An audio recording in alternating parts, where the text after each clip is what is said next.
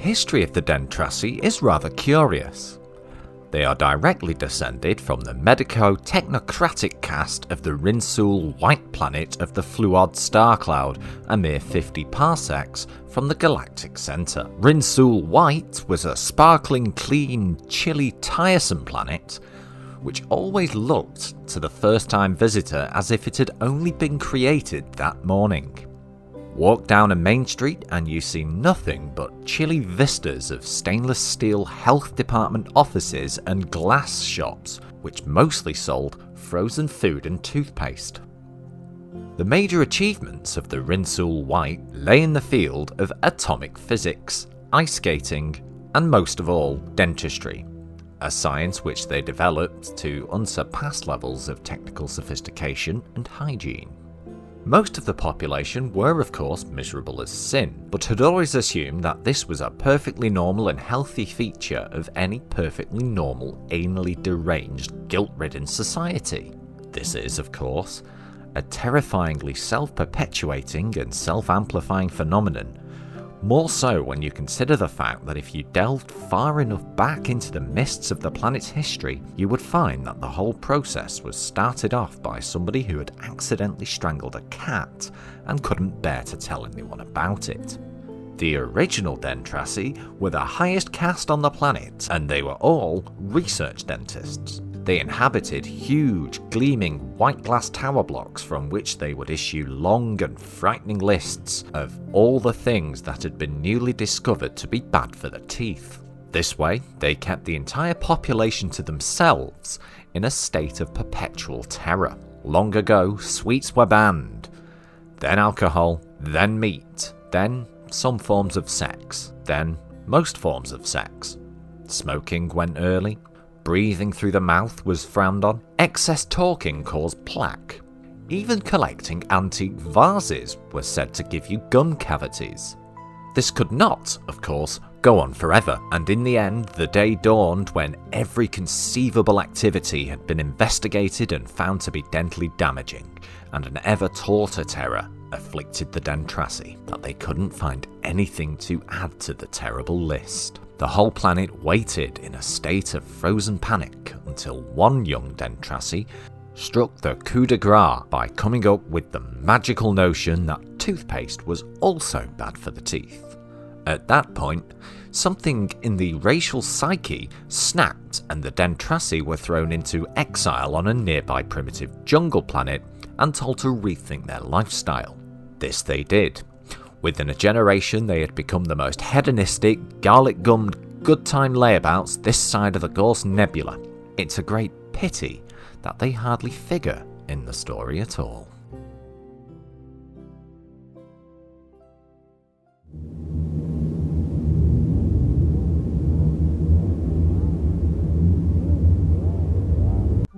Reason notwithstanding, the universe continues unabated.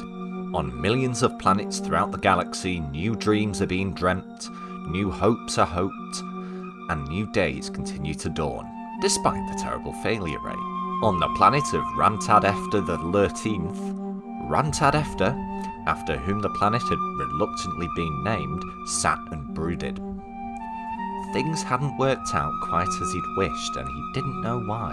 That, for the moment, is his problem, and it will become a problem of more general interest later. On the planet of Urgle Falls Sandwich Haven, a new government had just been elected, pledged to oppose, rout, and undo utterly all that the previous government had set out to do. This involved moving the entire population of the planet back out of the sea, cutting off their fins and learning about bricks again. But no one seemed to mind. They just kept their fins somewhere they knew they could find them after the next election. On the planet of Fintelwoodlewix, later renamed Earth, nothing so exciting was happening.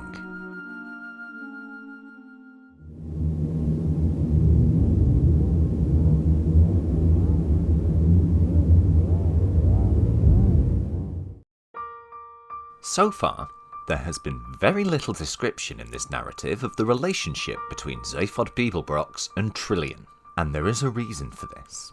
They are, strictly speaking, of different species. Anyone who needs any further explanation should consult the Imperial Galactic Law Statute 161251-110352, which covers what it calls unnatural practices. The statute is, frankly, repressive and falls into 3 separate sections. The first is astonishingly long and graphic and describes exactly what the statute means by unnatural practices. The second section is, by contrast, extremely brief and defines exactly how much of this sort of thing anyone is allowed to describe in a published work. The third section deals with penalties for contravening Section 2 and is, if anything, even longer and more graphic than Section 1. This is a relatively recent statute. Astonishingly enough, until you think it through, this was actually conceived and made into law during the presidency of Zaphod Beeblebrox himself. The reason why this is, on the face of it, astonishing is that in all other respects, Zaphod's presidency was the most decadent in history. The reason why it ceases to be astonishing when you think it through is this. Zaphod is widely thought to have written most of Section 1 himself. The statute as a whole, A, is pure pornography, B, outlaws all other pornography, C, is therefore the only book in the galactic history of publishing to have outsold that wholly remarkable book, The Hitchhiker's Guide to the Galaxy. Because of an inexplicable computer malfunction, there is no one who can say for certain where the revenue from the sales of this statute ended up, but equally there is no one who can't guess.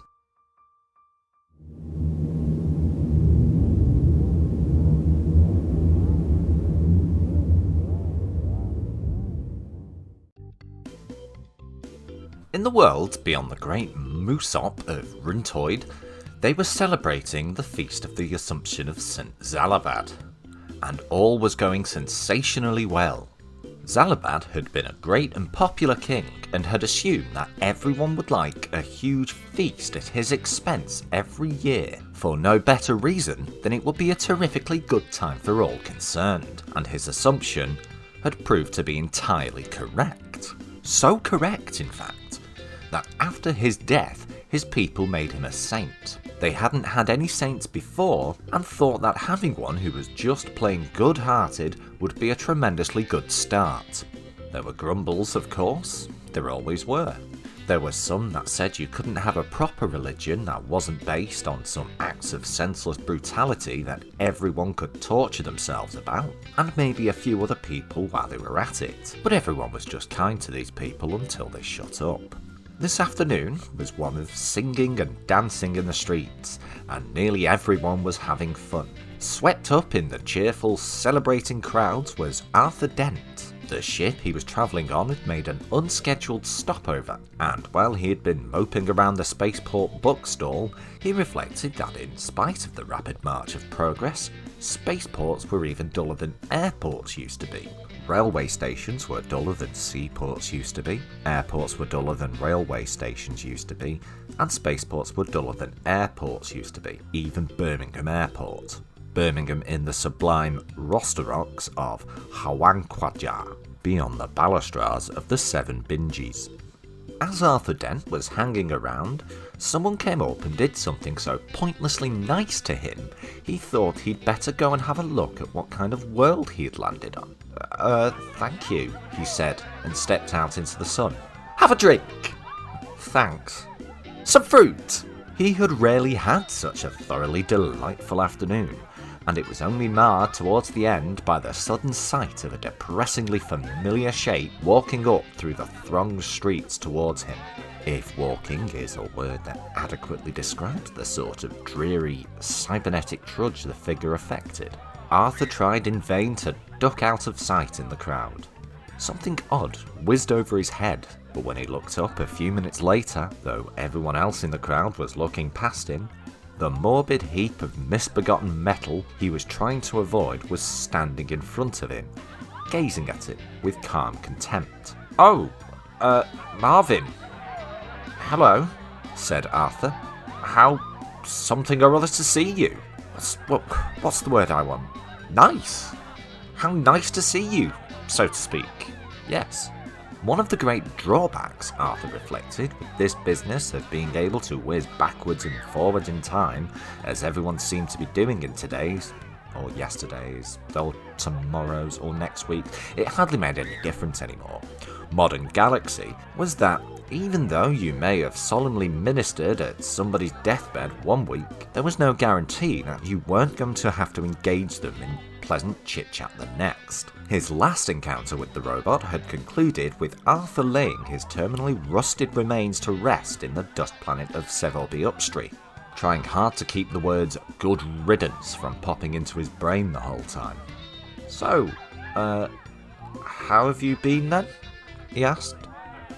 "Quiet, obedient, and desperate," said Marvin. "Well, sorry to hear that," said Arthur. "Good heavens, is that the time? I mustn't keep you. Terrible crowds for the festival, eh?" Arthur tried to keep a tight grip on his goodwill, but it was like throttling a fish. "This business about saving your life," said Marvin dully. "I don't suppose you'll want to mention that. Hey-ho, on I go."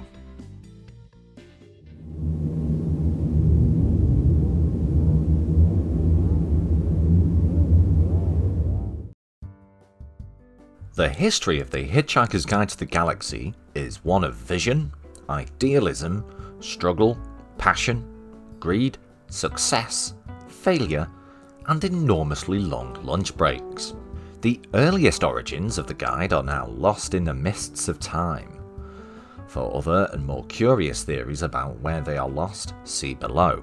Most of the surviving stories speak of a founding editor called Baggy the Runch. The story of Baggy the Runch is a very instructive one. Baggy the Runch was born on the remotest of frontier planets, beyond the reach of even the most powerful rock video relay stations, which had been reached by the last straggling pioneers of the third and last great outpush, who had spent over 20 years hard travel getting there.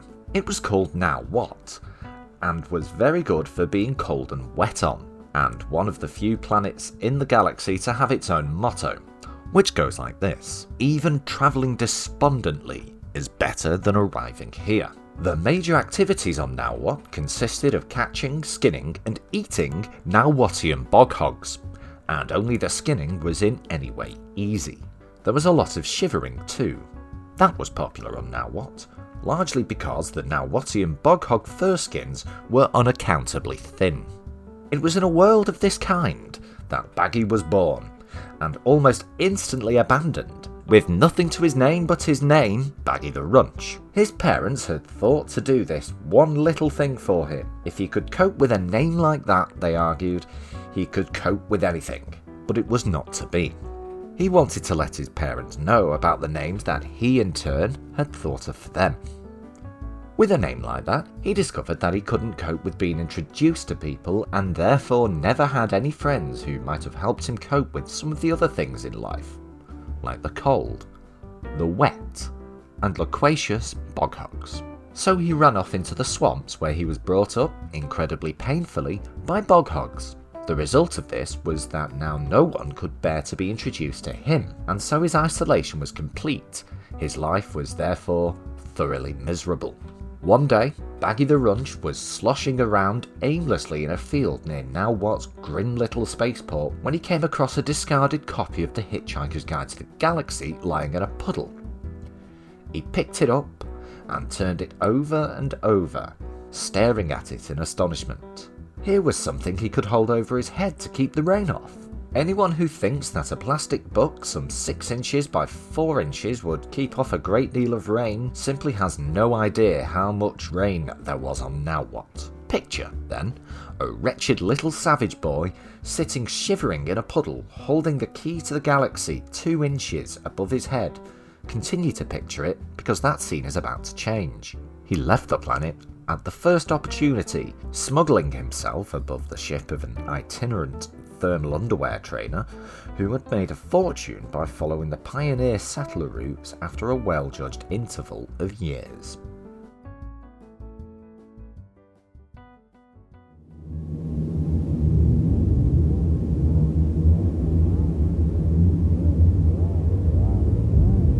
Far out in the uncharted backwaters of the unfashionable end of the western spiral arm of the galaxy lies a small, unregarded yellow sun. Orbiting this at a distance of roughly 92 million miles is an utterly insignificant little blue-green planet whose ape-descended life forms are so amazingly primitive that they still think digital watches are a pretty neat idea. The planet has, or rather had, a problem, which was this. Most of the people living on it were unhappy for pretty much of the time. Many solutions were suggested for this problem, but most of them were largely concerned with the movements of small green pieces of paper, which is odd, because on the whole it wasn't the small green pieces of paper that were unhappy, and so the problem remained. Lots of people were mean, and most of them were miserable. Even the ones with digital watches. Many were increasingly of the opinion that they'd all made a big mistake in coming down from the trees in the first place, and some said that even the trees had been a bad move and that no one should have ever left the oceans. And then, one Thursday, nearly 2,000 years after one man had been nailed to a tree for saying how great it would be to be nice to people for a change, a girl sitting on her own in a small cafe in Rickmansworth suddenly realised what it was that had been going wrong all this time, and she finally knew how the world could be made a good and happy place. This time it was right, it would work, and no one would have to get nailed to anything. Sadly, however, before she could get to a phone to tell anyone about it, a terrible, stupid catastrophe occurred and the idea was lost forever. This is not her story, but it is the story of that terrible, stupid catastrophe and some of its consequences. It is also the story of a book called The Hitchhiker's Guide to the Galaxy. Not an Earth book, never published on Earth, and until the terrible catastrophe occurred, never even seen or heard of by any Earthman. Nevertheless, a wholly remarkable book. In fact, it was probably the most remarkable book ever to come out of the great publishing corporations of Ursa Minor, of which no Earthman had heard either. Not only is it a wholly remarkable book, it is also a highly successful one. More popular than the Celestial Home Care Omnibus, better selling than 53 More Things to Do in Zero Gravity, and more controversial than Ulon Kalufid's trilogy of philosophical blockbusters, Where God Went Wrong, Some More of God's Greatest Mistakes, and Who Is This God Person Anyway? In many of the more relaxed civilizations on the outer eastern rim of the galaxy, The Hitchhiker's Guide has already supplanted the great Encyclopedia Galactica as the standard repository of all knowledge and wisdom, for though it has many omissions, contains much that is apocryphal, or at least wildly inaccurate, it scores over the older, more pedestrian work in two important respects. First, it is slightly cheaper, and secondly, it has the words "Don't Panic" inscribed in large, friendly letters on its cover. But the story of this terrible, stupid Thursday, the story of its extraordinary consequences, and the story of how these consequences are inextricably intertwined with this remarkable book begins very simply. It begins with a house.